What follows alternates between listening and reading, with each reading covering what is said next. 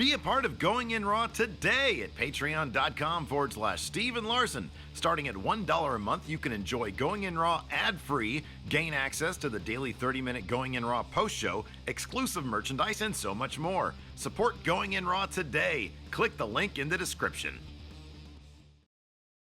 Boys and girls, this is the Undisputed Era. Adam Cole, Kyle O'Reilly, Roderick Strong, and you're listening to Going In Raw, baby.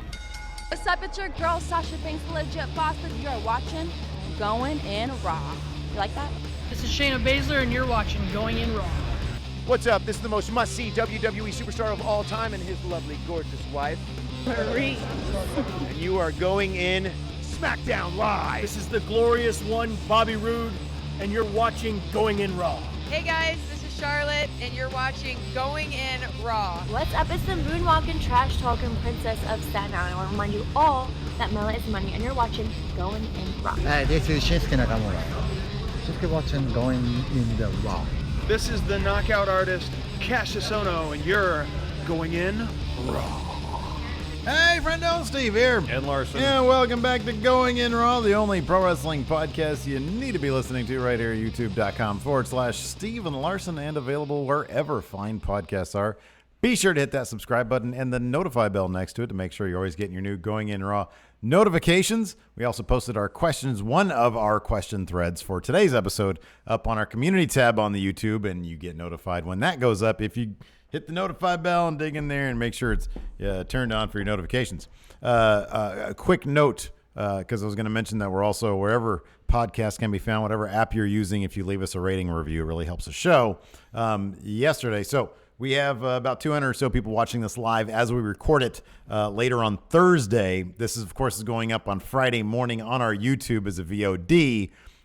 Yesterday's episode, our NXT and other stuff recap, there was an issue where we uploaded it. It seemed fine, but the only thing it ran was 2 minutes of advertisements.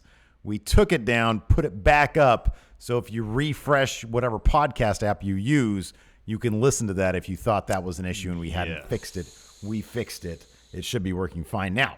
We're also on the Patreon at patreon.com/Steve and Larson. There's a variety of reward tiers. One thing, now that we're running ads on the audio podcast version, in the new year, I'm going to hope to do this by the new year.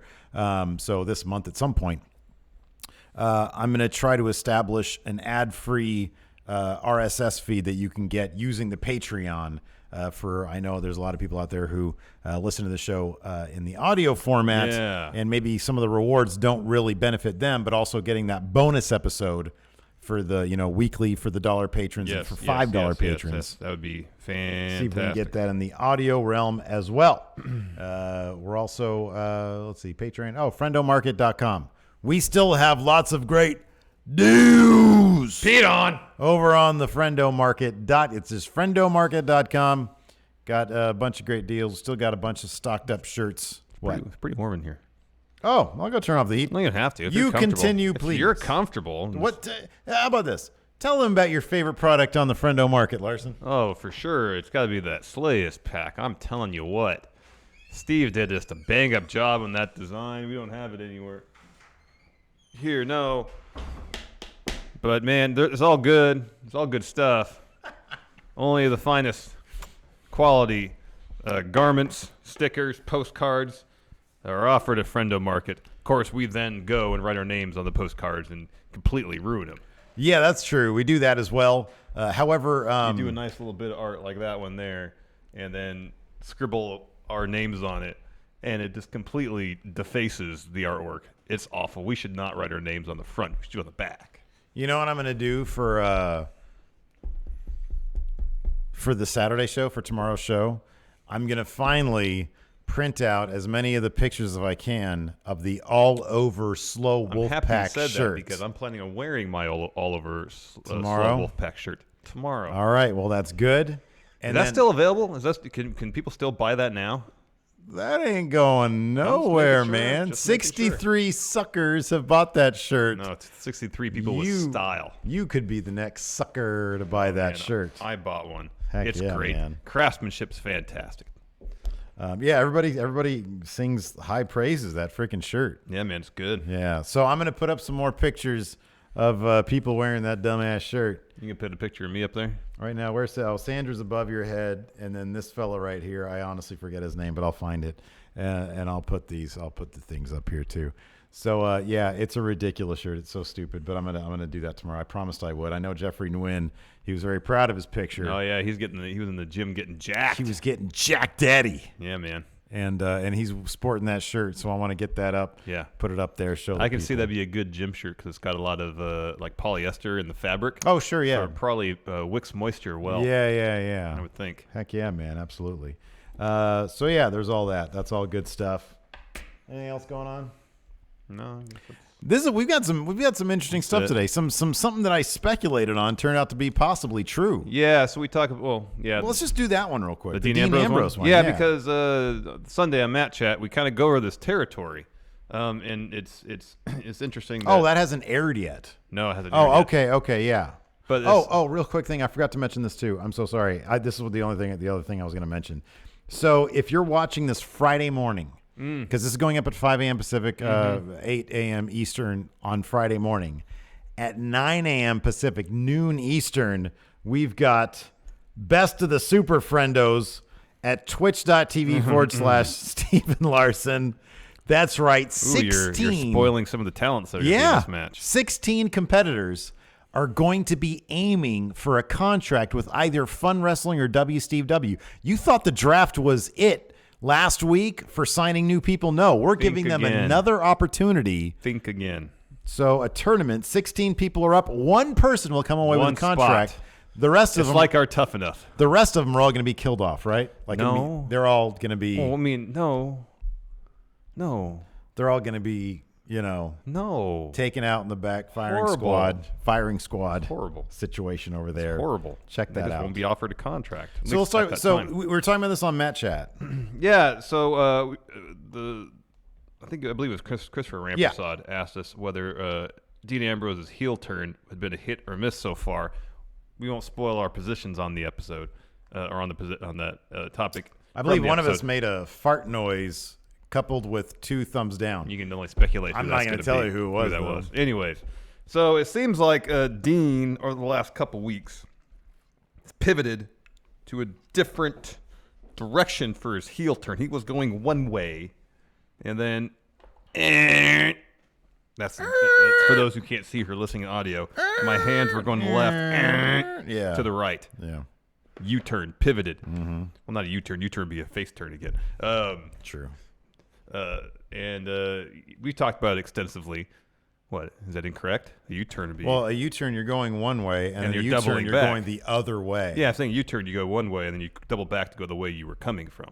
But you're technically going the opposite direction, so it's probably... But you're headed back the direction... No, you're headed the opposite direction where you're going, but you're headed back to where you were coming from. So he sort of did a U-turn with his initial turn? No, I'm saying a U-turn would be back to a face, would be headed back towards face. Oh, okay. That's reversing course. Okay. In theory. So anyways, we talked about how a couple weeks ago, 3 weeks ago, maybe saying all Shield brothers, maybe all of this misfortune that's befalling us is because of all the misdeeds we had done in the past. We are paying retribution, and he made reference to Roman, saying Roman's going to have to essentially take it up with his maker. Yeah. He didn't say cancer or leukemia, but the inference was that his cancer came back as punishment. Yeah, for his misdeeds during the first run of the Shield. He said, didn't he say something like he has to take that up with God, his maker, and Seth? Didn't he say the word God? Oh, maybe. I thought you just said his maker. Hey, look, man, I'm the guy who thought Undertaker said like a dog. Yeah. So I don't go by me on that. Yeah. I guess people were upset that. So we talked about it on that recap episode. We're like, is this cool or is this not cool? Even the thing is, even Dean looked uncomfortable saying it. Yeah. And so when we talked about, you brought up the inconsistency on the Raw recap. Oh, this past week where now Dean's like totally proud of what he did as the member of S.H.I.E.L.D. during the initial run. I'm cool with it. You guys then went to be You guys wanted to be role models. Yeah.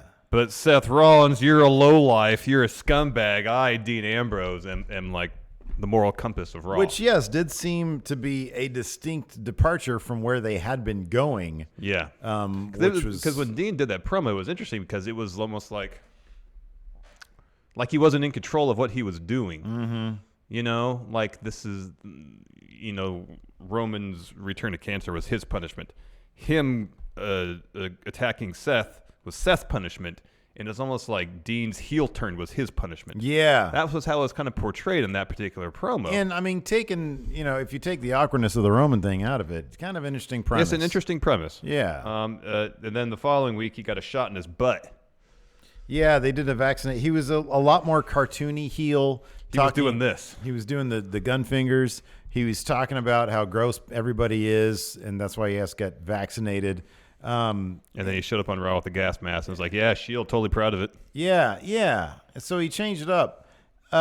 And so, I had sort of speculated, I wonder if they just didn't like that Roman thing and wanted to stray away from that. Turns out that might have been the case. Yeah, Brad Shepard said on the Oh You Didn't Know podcast, that might be the reason. He says, quote, there was such an online outrage that they changed the direction of Dean's character, and this is Brad Shepard's opinion, now it sucks. It's terrible now. Man, wow. I don't know if I'd say it sucked, but it wasn't as interesting as what they were potentially doing before. And the overall heel turn, as presented on TV since its inception, has not been great. Yeah, I'm not really sure that it went. It's not like it went from awesome to just terrible. Yeah. It went from potentially interesting to just sort of, well, underwhelming, like a lot of what underwhelming. Yeah, Dean's programs have been, honestly. But no, yeah. Trite. So it's interesting if that is the case. If Brad Shepard does have inside sources that are being truthful with him, he seems to be kind of on top of stuff. Yeah, he's gotten some stuff right. Yeah, that's interesting. They would change course, but it would make sense. The pretty sudden pivot that they have done would make a lot more sense. Yeah, I mean the funny thing is they could have. I think they still could have explored that initial premise though. I know. They didn't have to. They just didn't have to invoke, you just don't invoke the Roman thing and you're good with it. Unless that Roman thing might have been so pivotal to what they were planning on writing.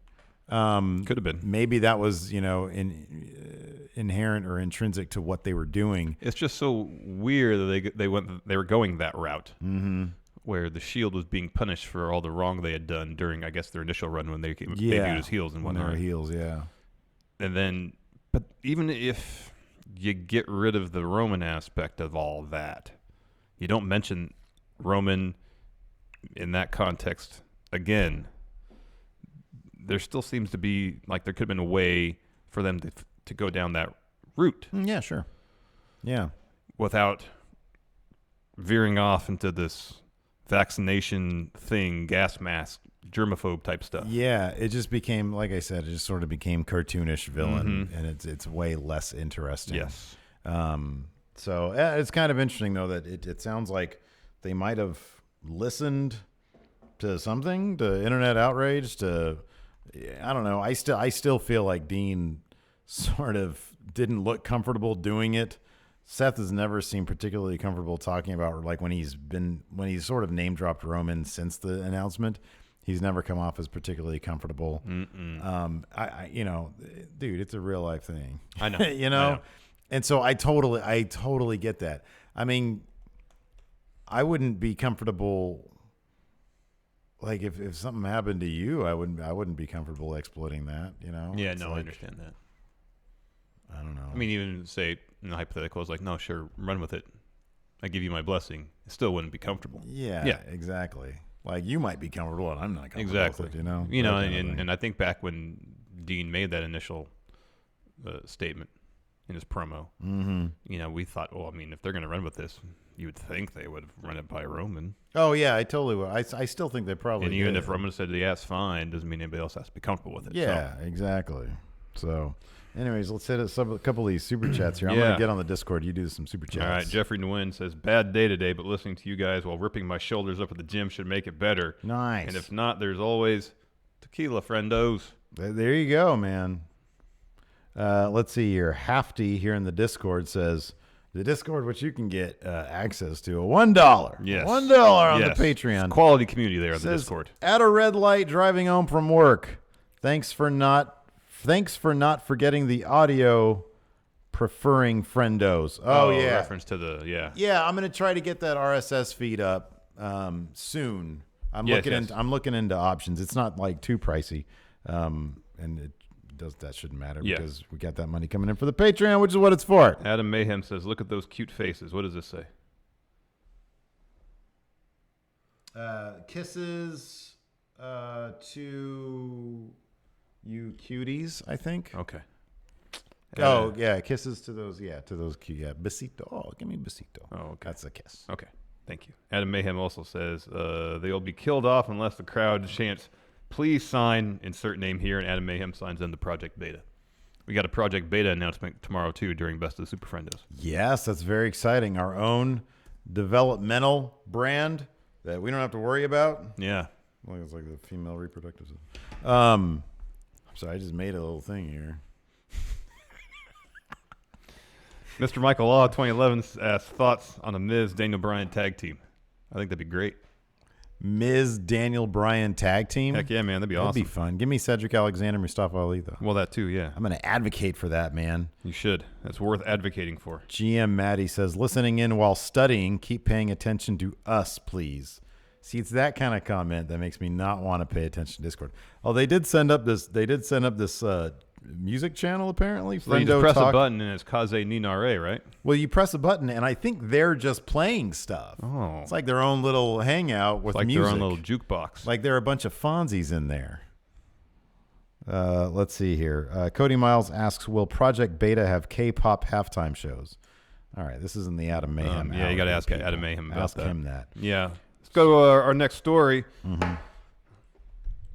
WWE's ratings are in bad shape, Steve. Ooh. The ratings are in for this week's Raw and mess. SmackDown, and they are not good. What a mess. Very, very bad. They're awful. Raw kicked things off the show with the worst first hour they've ever had, and I'm not talking about the quality of the content. I'm talking about the number of people who watch, which weren't a lot. Only 2.26 million checked out the start of the show. And not a lot more people joined in afterwards because the whole show averaged 2.29 million, although the second and third hours saw an increase, which is weird. Usually it's backwards. First hour has the highest number, and it falls from there. It's really bad. But if you think that's bad, oh no, just check out SmackDown's numbers. 1.95 million, the lowest number of the year, and I think the second lowest since the show moved to Tuesday. Yeah. They dropped over 300,000 viewers, and yet still finished third for the cable rankings for the night. 2 spots ahead of a program I know that's near and dear to your heart. Crisley Knows Best. I love me some Crisley. So it's pretty it's a strong lead-in for Crisley, that SmackDown Live. Yeah, sure, yeah. 2 episodes of Crisley were in the top 10. You know, I might have been one of the reasons for that. Granted, my television is not, or my PS View is not hooked up through the Nielsen rating systems, from what I understand. But I watched. You have to opt in into that. It's not something you're automatically. They can't monitor what you're watching. You have to opt into. Oh no, my family. We were off. They send you out. This is 20 years ago. Yeah. But we were offered. Yeah, you have to opt in on it. You have to say yes, I'll do it. They send you out an envelope. Yeah. But do you know what's in the envelope? Money. Yeah. Yeah. It was like $2. Yeah, no, you get paid nothing to do you it. get paid like $1 bill. Yeah. Yeah. Well, so here's the thing. This is according to Meltzer, but this is traditionally, you can see this in the ratings, the math plays out. SmackDown, and this is just by virtue of what we've talked about before, Raw has put about 15%, evidently, more marketing into the perception that Raw is the A show. Yeah. Because SmackDown will traditionally keep 85% of Raw's ratings. Yeah. So where Raw goes, SmackDown follows, and that goes up and down. Traditionally, SmackDown is on. Now, if there's a special event, like I think, didn't there the SmackDown 1000? Didn't that? I think it outperformed Raw. Or I think it did. There was like one time Raw 25 got astronomically high numbers for this era of wrestling, right? And so, but on a normal week, Raw will do 15% better than SmackDown, and that actually holds because 2.26 million is within that window. Times 85% is 1.92. So it's virtually, that's exactly right there. Yeah. So if Raw tanks, SmackDown tanks, no matter how good it is, and universally, I mean, according to the poll that we put on our community tab on Twitter, all over the place, people really enjoyed SmackDown. People recognize that SmackDown's really good, but the bottom line is, for the people who do watch wrestling, pretty much by and large, they will watch Raw, and 85% will watch SmackDown. Well, anywhere between 85 to 90%, it seems like. It varies. Yeah.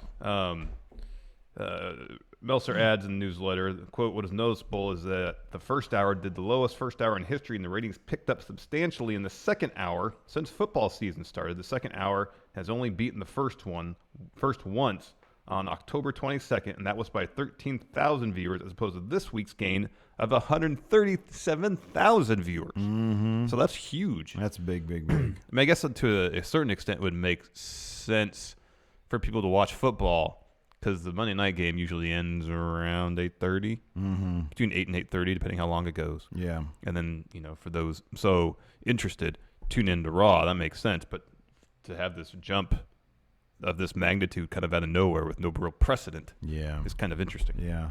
But why? Why did all this happen? Why? Tell me why. Tell me why, Dave Meltzer. This is what he had to say. He said, I don't have a reason. He continues. You could say last week's show turned people off, but if that was the case, hours 2 and 3 wouldn't have been up from last week. The Bailey Bliss in-ring talk show segment was going to be death, and that's probably part of it. Like, man, he went extreme there. And you did have a lot of Baron Corbin, whose presence has seemed to repel viewership. Corbin was all over the show. And then later on, he talks about attendance. No, this is my note. Oh, yeah, but this is my notes here. Which is still way down. He mentioned that, a Raw crowd during the winter months of 6,200. In Houston. 6,200 people in Houston, one of the best wrestling markets in the country, is not good. SmackDown only drew 3,800. One of the points he makes there is you can't really associate, to a degree you can, the TV ratings with the attendance, simply because the vast majority of tickets are sold weeks ago. In advance of the actual show. No, I mean, they're both a measure of enthusiasm, though, and that is severely lacking. This has been for a while now. Yeah. The enthusiasm is simply down. I mean, Raw hasn't really been good since we had that like a year and a half ago. We had that great feud between Roman and Braun. Mm-hmm. Both those guys are done. They almost completely ruined Braun with that heel turn and then back to a face turn. We talked about today on our bonus episode, but we can talk about it a little bit right now because it's germane to the subject. Vince McMahon evidently came in at the last minute. After spending the earlier part of the day visiting with his mother. Which is great. She's still alive. She's going to be old. Yeah, probably. Wow, it's crazy. So Vince McMahon shows up 3 hours before they go to air, 3.5 hours before they go to air. And completely rewrites the show. Because after President Bush passed away, he felt that the crowd needed to feel good. And so he wanted to send the crowd home happy. Yeah. So the only reason why we got any development? No, the only reason we had any good guys winning. So the question, of course, is, and I posed this in the Overrun episode, what was the episode like before he rewrote it? Same as last week. Were they really going to do the same thing? Same as last week. Because here's the thing. The good guys coming out on top this past week was virtually the only difference from the week prior. So Vince came in and said, we're going to change things and have some good guys come out on top, which I viewed as some amount of moving on and some amount of progress. No, that wasn't apparently the plan. No. However, this also is apparently the second week in a row that something like this last-minute rewrite has happened. I mean, look, this might be the 86th week in a row. I don't know. 5 years straight of this. We don't know. This could be how many episodes have been 25 years of this. But it does beg the question, what the hell do these scripts look like prior to rewrites? I am dying to find out. I want to know. Yeah, I know. I want to know. I want to know what the script looks like when it gets the green light from the writers' room or the writers' committee. Once it's passed through the various levels up to Vince initially, what does that script look like? I'm sure it's written or at least locked probably Friday. Yeah, right. Yeah. Before Vince has the weekend to second guess everything and then rewrite it last minute on Monday. I don't know, man. I do not know. I have no idea either. I don't know. It's a mess, though. It's an absolute mess. Now, you have to ask yourself, do they care about the ratings? They have to, right? They have to at a certain point. At a certain point. I understand they have this TV deal that's locked in for the next, 5 years, whatever it is. That's going to pay them a ton of money.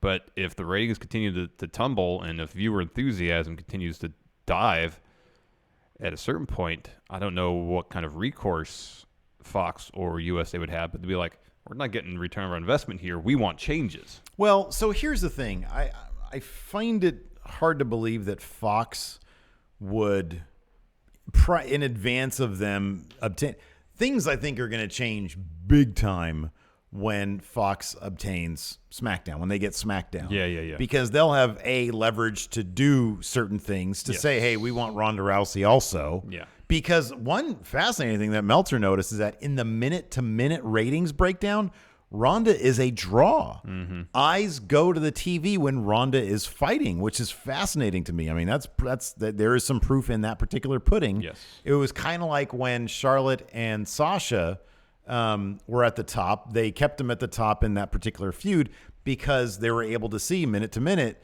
that they were a draw. And so that's why a lot of people deemed that feud a success creatively, whether or not you thought it was. And we were both into it. Yeah, we thought it was great.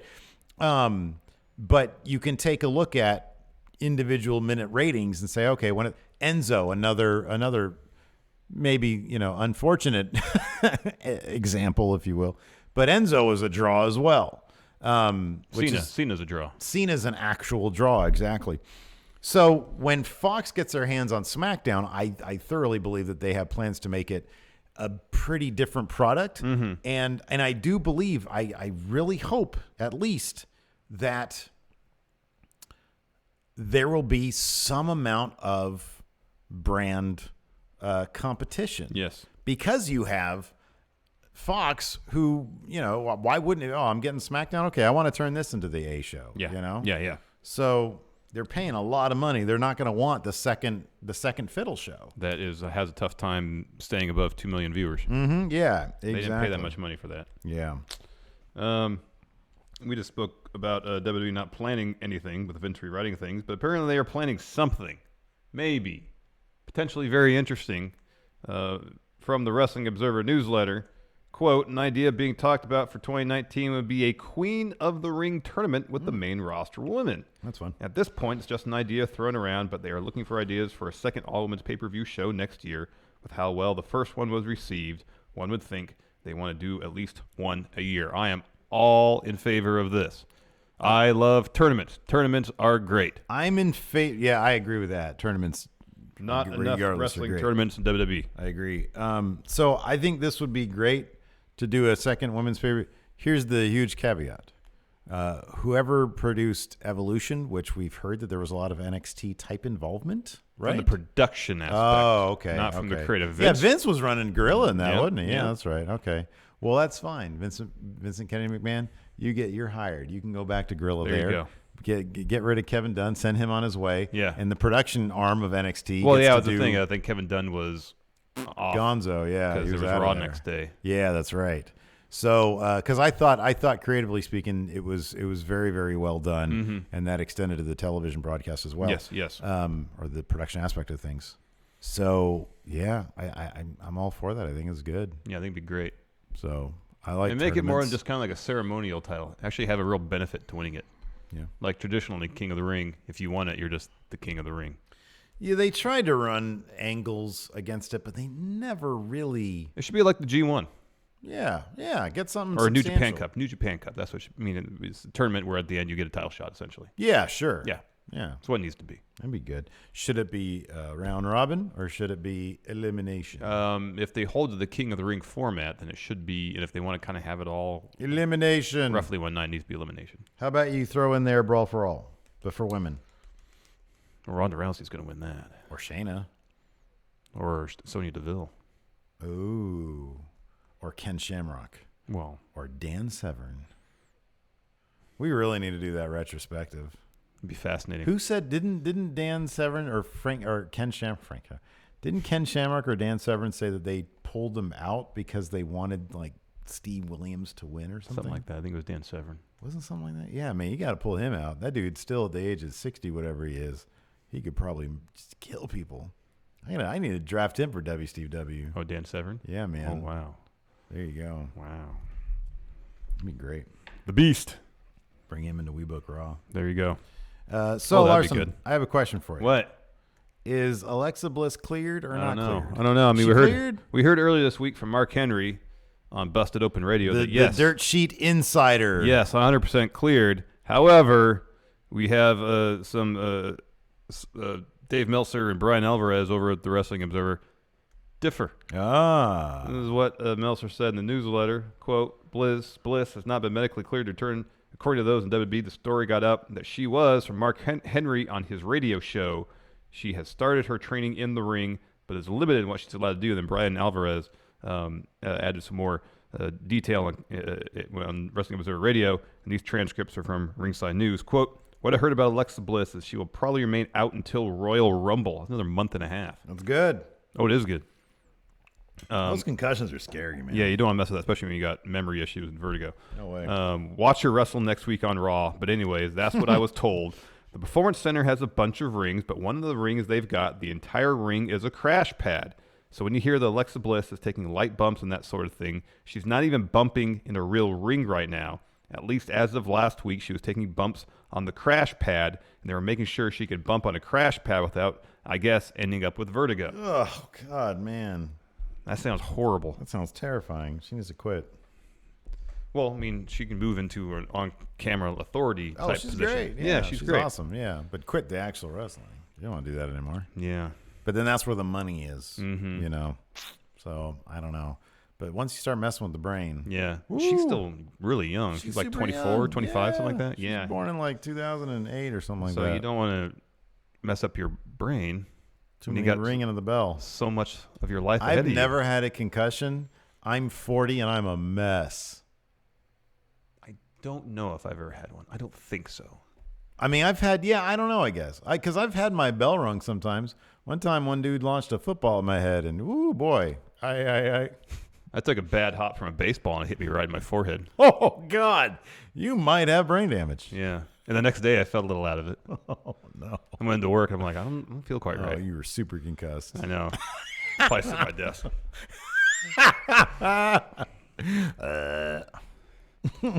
What about Becky Lynch? She might not be cleared either, according to the newsletter. What the heck? She got a TLC match coming up. Well, she's got a couple weeks yet. Here we go. I'll do this one. All right, fine. From the Wrestling Observer newsletter. Regurgitate. The reason Becky Lynch hasn't worked house shows or done anything physical on television is that she also hasn't been cleared as a press time. She was cleared from the old concussion, the noodle, but not the nasal fracture. Concussions are the tricky ones. You can't predict clearance time. But for a broken nose, you can predict it better, and the expectation would seem to be that they expect her cleared within the next 11 days. That's the window within TLC. Correct. She has limited clearance at this point, so has been on television, but was not allowed to be involved in any physical contact this week. That's why she just signed the contract and said, I'm out. Got out of there. I'm out. Not doing this no more. Anyways. So, yeah, that's cool. Yeah, having your bell rung, that must suck, so. Yeah. No, but I don't what happens if Becky is not cleared by TLC? They got to write her out of the match somehow. I guess so. Like Charlotte And attacks her or something. But then speaking you got to of- take an yeah. attack without furthering the risk of further injuring yourself.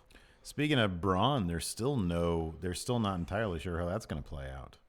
I mean, there's been a lot of speculation and some rumors that they'll do a 6-man tag instead of the Braun Baron. So it'll be Baron, Drew, and Lashley against Finn, Elias, and a mystery partner, which a lot of people think is going to be Bray Wyatt. Mm-hmm. But given that look, I know that obviously they can flip things at the pay-per-view itself. Mm-hmm. I don't know, man. I kind of think that if they do it. Number one, let me ask you this. Baron's totally, like, if Braun had not been injured and he was, like, set up at TLC for this match, regardless, Braun's going to win and Baron's going to be kicked from the job. Mm-hmm. That's the story plan. Mm-hmm. So I imagine there's probably still a way to do that at TLC. I just find it hard to believe that. I'll put it this way. If they're still uncertain, they just announced that Finn Balor-Drew McIntyre match. Yeah, on Twitter, and apparently that's how he found out about it too. Apparently. If they're still uncertain, I find it hard to believe that they would actually set that match now in place. If the possibility were to exist that they would go to a 6-man tag.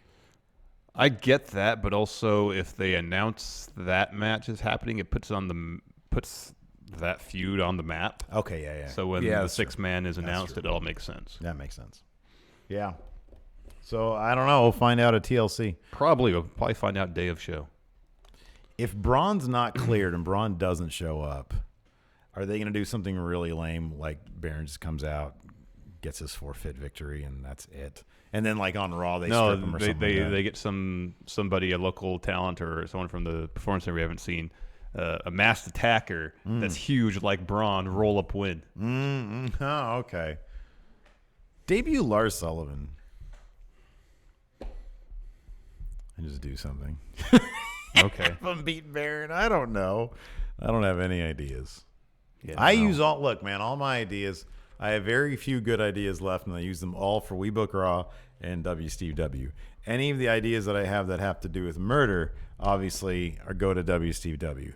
But I'd like to start incorporating murder into We Book Raw as well. I think that'd be really good. You got to keep that approach, that storytelling approach, to your thing. No way, man. Yes way. All right, I'm gonna hit up some questions. Well, here let's talk real briefly about. We got more? There's a couple of passings that happened. Oh my God, this that's week. right. So it was on Monday, Tuesday, something like this. We heard that the Dynamite Kid passed away, former WWE Tag Team Champion, a storied career, highly influential wrestler, out of the ring.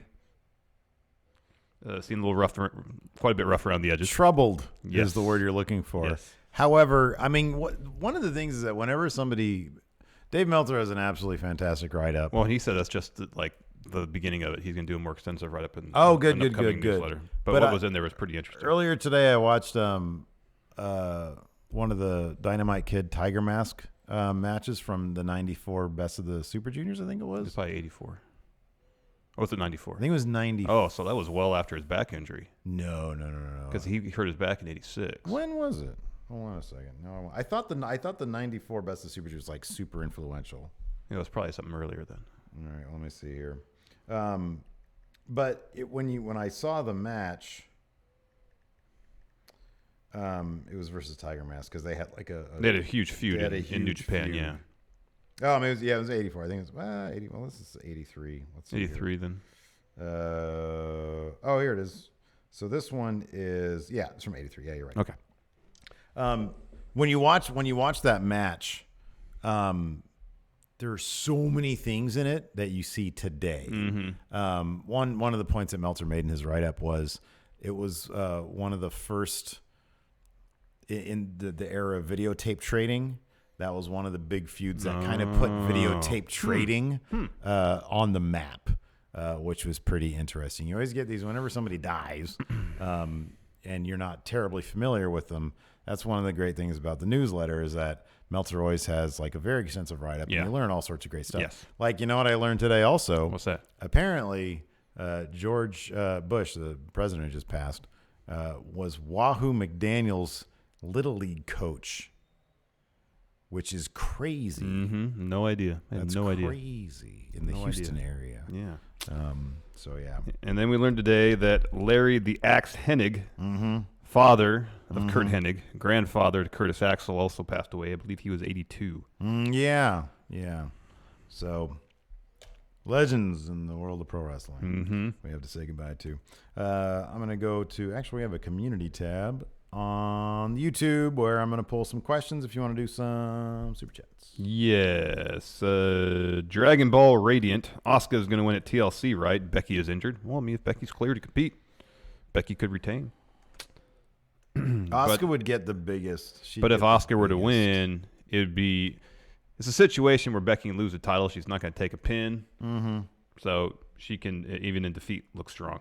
I would think that she is so hot right now that I would be surprised if they had her lose that title, unless they think that her chasing it and Charlotte and Ronda at the same time would make for a more motivated. Could be. Or they just want to do that so that Becky can win the Rumble and they can just have a really easy way to motivate Becky versus Ronda. Yeah, that could be as well. Liam Russell on the YouTube asked, should Lars Sullivan debut on a Christmas special episode as Santa and beat the crap out of people?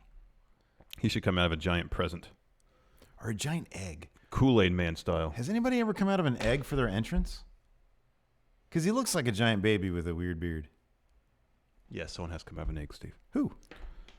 Oh, the turkey? Mm-hmm. Oh, not that thing. No. I'm talking like a human. You want like Mork? Yeah. Okay. Yeah, that's what I'm thinking. All right. Does he break out of the egg or does the egg just...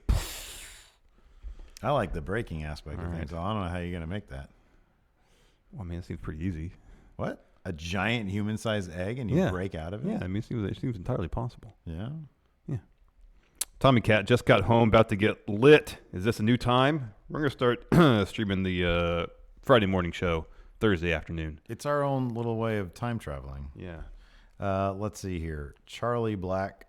If you could choose one wrestler to go from New Japan to WWE and one from WWE, so they do a trade. Swap wrestlers. Send Zack Sabre Jr. from New Japan to WWE. Okay. And then send the Revival to New Japan. You can do act for act. Zack Sabre Jr. for the Revival. Seth Rollins to New Japan. No, man. Have the Revival replace that Suzuki Gun tag team. It's all weird now. Killer Elite Squad. Oh, yeah. They can't do their thing anymore. Or Lance Archer can't spit on people anymore. And they can't curse and stuff. Yeah, they've made it lame in New Japan. That's why I don't watch it anymore. It's terrible. Scorpio. I'm joking. Scorpio 85. Larson managed Ciampa. Steve, let me hear some Dusty. Supposed to manage Ciampa. Ciampa doesn't need any managing. What are you talking about? He's the greatest sports entertainer of all time. He can comport himself perfectly fine on the mic. Managed Ciampa. Steve, let me hear some Dusty. Listen, baby. That Ciampa don't need no managing, baby. Josh, used to YouTube convert your podcast when I was 16, couldn't afford Spotify. 2 years later, consider this a small payback and ad revenue. Love you guys. Thank you, Josh. Oh, thank you very much, Josh. Nice, thank you. I used to YouTube convert your podcast when I was 16. That's funny. We're old. We are. We have like grown-ass men that started with us in middle school. Let's see here. Brandon Lopez. Do you guys think SmackDown will beat Raw in the ratings, and will they become the A show once they go on Fox? There's a chance of it, but they're stuck in a crap time slot. Friday night? No one watches TV on Friday night. Alex C made a good point here in Discord, though. He did say that he feels that, and I kind of believe this, I kind of agree with this, that Raw and SmackDown being separated by a couple of days. Yeah, that'll help. It'll help separate them. I think that Fox is going to overhaul SmackDown so that it could be, and it's going to be the show that has It's going to get the biggest buzz SmackDown has had since they went live.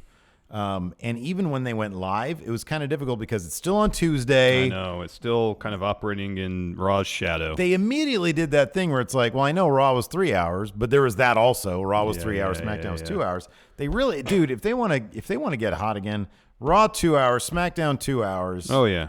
That's how you do it right there. And then just make SmackDown a completely different show from Raw. Yes. I really hope there's some level of competition between the two brands. Yes, agreed. There should be. There Definitely. really needs to be. Definitely. Could you imagine if Vince was like, and this is never going to happen. All right, I'm hands off. You do you, you do you. And may the best show win. Yeah. How about this for motivation?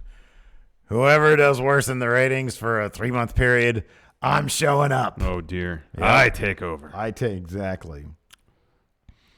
What a great question. Jose Alaguna. Book the worst possible pay-per-view using the current roster we have now. Oh, wow. Oh, wow. What's the main event? Can we do a gas mask on a pole match? Oh, God. Dean and Seth. Well, Dean and Seth are going to put on a killer match regardless. But the whole idea is get a gas mask off a pole to, like, hit somebody with it. Yeah, that's pretty bad. That's bad. How about this? Alexa Bliss versus Bailey 3. Oh, gosh. Yeah. Bob Roode and Chad Gable versus Authors of Pain and Drake Maverick. There you go. That's good. See, and no SmackDown stars. Yeah. It's a Raw exclusive pay-per-view. Yeah, there you go. Oh, man. The problem, though, is like the wrestling wouldn't necessarily be bad, just the creative would be terrible. Because, like, the quality of wrestling, the wrestlers is still really high. Baron Corbin versus Sister Abigail for control of the company. Oh, gosh. That's bad. That's really bad. Running from Pumpkin Balor. Yeah, exactly. Dolph Ziggler performs. It's a stand-up routine. No, it's a match. Both. His stand-up routine might actually be entertaining. Yeah, maybe. Yeah, both. There you go. Hosted by Dolph Ziggler, featuring a main event with Dolph Ziggler. There you go. Dolph versus Seth for the main event. There you go. That's perfect. Dolph versus Seth for the main event. And for the first time ever in this particular city, Dolph Ziggler versus Seth Rollins. Oh, that's terrible. Greg Morris here in chat said the same thing. Dolph versus Seth. Oh, that's terrible. Corbin versus Titus. Oh, man. Dang MQ, which WWE superstars do you want to hear on a Christmas album? Which songs do you want them to sing on said album? What's your favorite Christmas song? First, Aiden English has to sing Ave Maria. I mean, whoa, that's killer. I know. Oh, you just blew it up. I know. It's great. So my favorite Christmas song...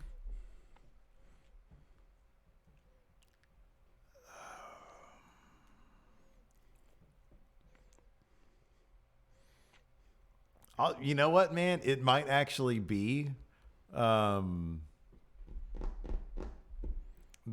Bowie Bing Crosby duet. It might actually be that. Is that Little Drummer Boy? Is that Little Drummer Boy? I think so. I had my phone here. I believe it is. Didn't Bowie write a bunch of lyrics for that on the spot or something like that? Maybe. I mean, it's not an original song. I play my drum for you. Yeah, it's Little Drummer Boy. What's your favorite Christmas song? It might be Oh Holy Night. What's your favorite bad Christmas song? Oh, it's Do They Know It's Christmas. There's no question. How about Xavier Woods singing Oh Holy Night? Is he a good singer? Well, he sang Kane's theme that one time. It sounded pretty good. The one of the one of... Yeah. That sounded pretty good. Yeah, that was good. I don't know who else can sing, though. Yeah, I don't know who else can sing. Yeah, I don't know. Undisputed Era does Do They Know It's Christmas? Oh, that's good.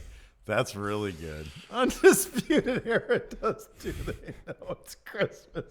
Holy shit, that's so good. It's Christmas time. No need to be undisputed. Shot. Oh, man, that's good. Let's see what other questions we have here. Noah Crandall. What's up with Christopher Daniels after 2018? So apparently he and Kazarian, their deals are up with Ring of Deals. Honor. I don't see them going NXT, though. That would be amazing. A couple of vets like that, people would pop. Put them in the crowd with Jay Lethal. Undisputed Shin Kicker here says Undertaker singing Oh Holy Night. Oh. Wait, which one's Oh Holy Night? Stars are brightly shining, something or another till the Savior's birth. I'll switch over to Fall on your knees, hear the angels' voices. How about what if he does Silent Night? Silent Night. Holy powers of darkness. Holy night. Powers of darkness. Lady Jim. Michelle's on on Instagram. My phone is locked. I can't remember the password. Oh, yeah, it's Kane. Jeffrey Nguyen says Jinder is a great singer. Is he? Oh, man. What should he sing then? Here, let me get my Christmas Well, you got playlist Jinder, you got the three-man band. up. So Oh, they yeah. need to sing something. Yeah, three-man band. That's good. Have them sing Happy Christmas War is Over. I know you love that song. I don't dislike it. I'm tired of hearing it. I love that song. Because he says happy birthday to, or happy Christmas to, Yoko or Sean at the beginning, or something like that. Mm-hmm. He plumb left Julian by himself, man. That was messed up. That dude looked exactly like his dad, too. Julian looked dead on like him. I know. Tommy Cat says Aiden English singing 12 Days of Rusev. That's a good one. Why didn't they have if that was today, if some producer knew what he was doing with Julian Lennon, he could have been huge. Oh, I know. Because he was just his dad. I know. Josh and People just gave £1. Thank you. Thank you for £1. Jeffrey Nguyen wants to know who's going to sing a cover of Last Christmas by Wham. Oh, gosh.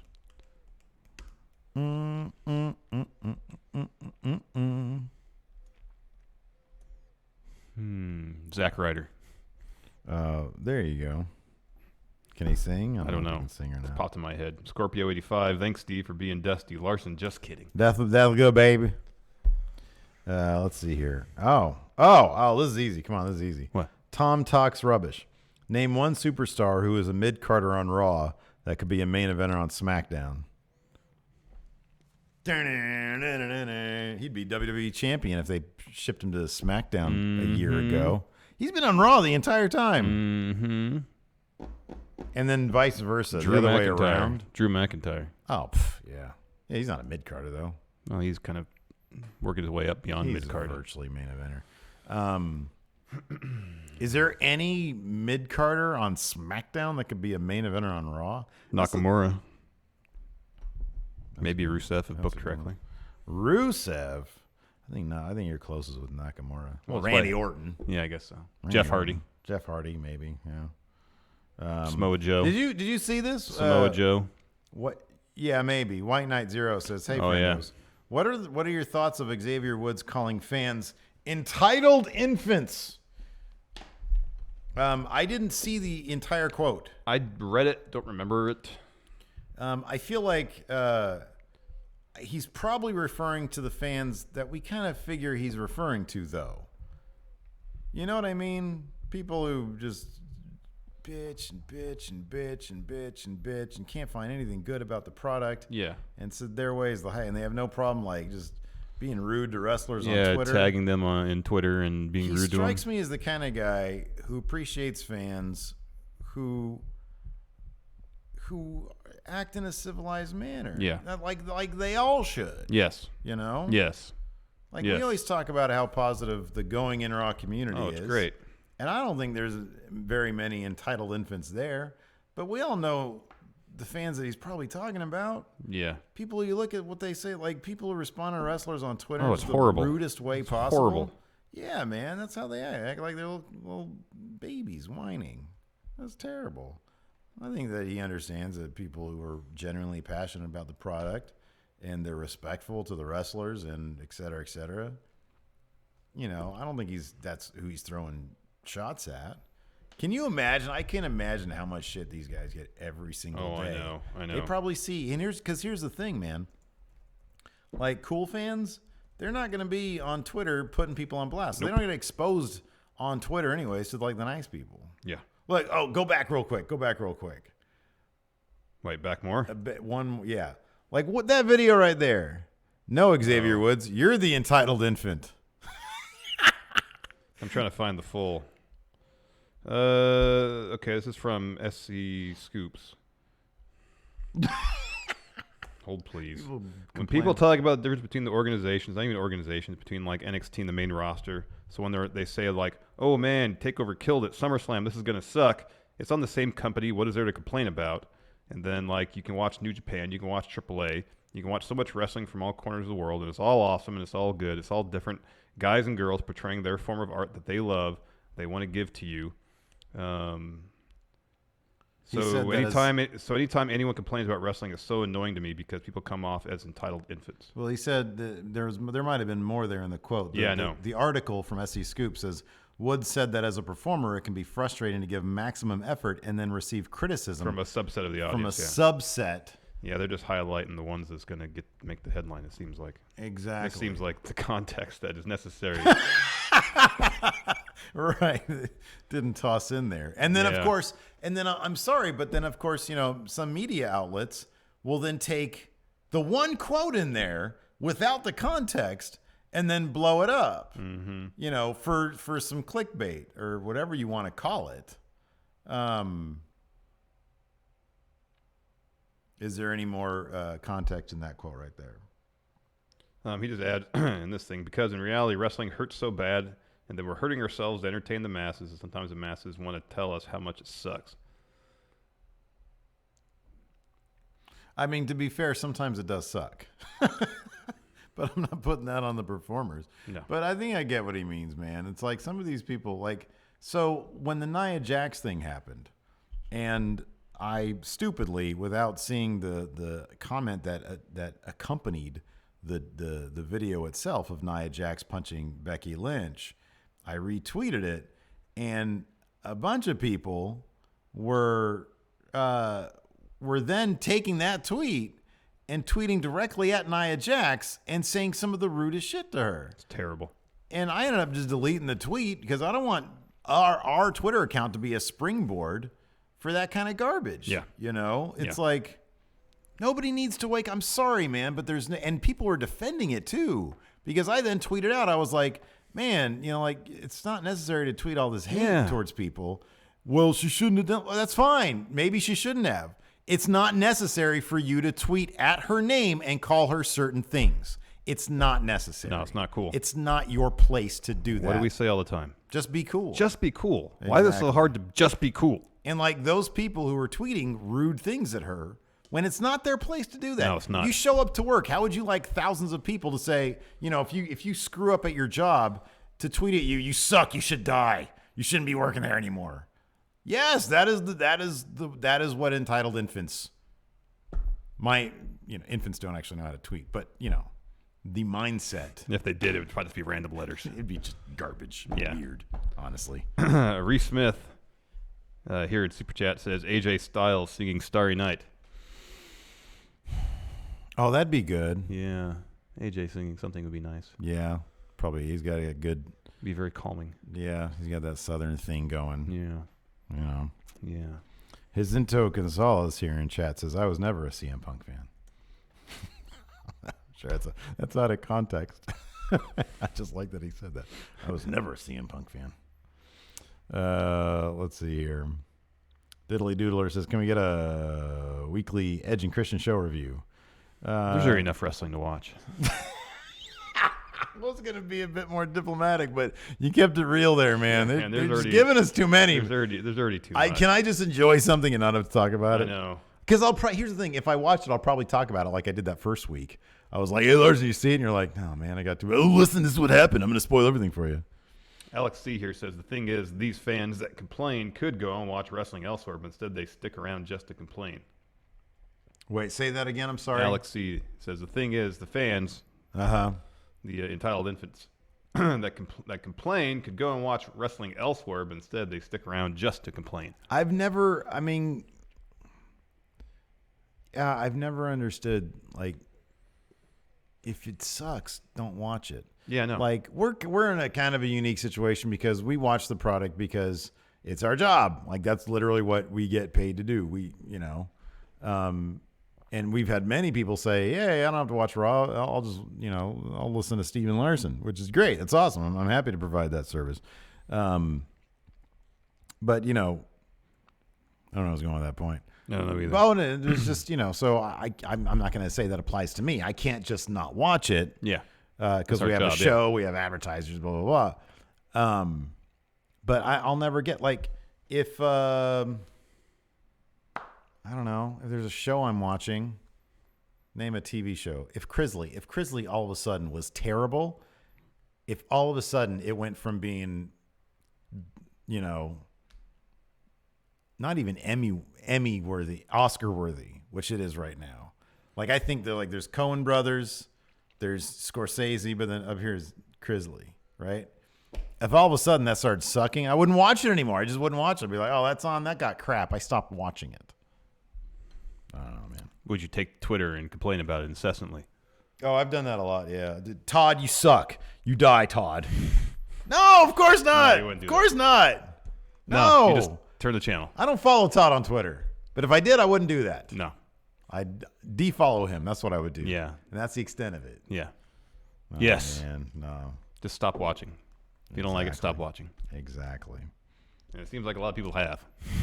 A lot of people have. Yes, yeah, that's that's actually happened. watching. A lot of people have actually stopped stopped doing watching. that. Exactly.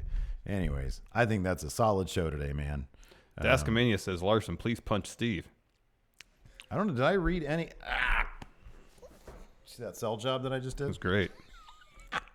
I forgot to read any questions off the Twitter. Oh, did you put a Twitter thread up? I put a Twitter thread up too. Oops. Here we go. The Happy Dolphin. What will it make to make Raw decent again? They need to stop rewriting at the last minute. They, as in Vince. Vince to get lost on the highway. Something like that. That'll He falls asleep at his mom's house. Watching some soaps. I like this. Greg Morris says... There at the bottom says, Larson, got pile drive, Steve. Got pile drive. You can't get my fat ass up in the air, man. SSG Chris, Miz greatest IC champ ever, yay or nay? Yeah. I'm gonna say heck yay, man, absolutely. Yeah. JD the writer, what is the worst possible injury in WWE right now? Who can't afford to get hurt the most? Well, death is the worst possible injury. You don't want anybody to die. If Seth gets hurt, then Raw is done for. If Seth gets hurt. Yeah. All right. Well, no, because they got Finn in No, I place. know. They got Finn. I know, but really, if I Seth... feel like it's Drew. Isn't it Drew? No. I think. Okay, let me ask you this. Okay. I think it's Seth. Seth, I think, is the glue that holds Raw together For right now. Raw, you're right. But which wrestler can't afford to get hurt the most? I think that's Drew. He's got such momentum right now. If he's out for like 6 months, boy, that's gonna suck. I'm trying to think of someone. I get that point. I'm trying to think of someone who maybe has a history of injuries that if they get hurt one more time. Dean just came back.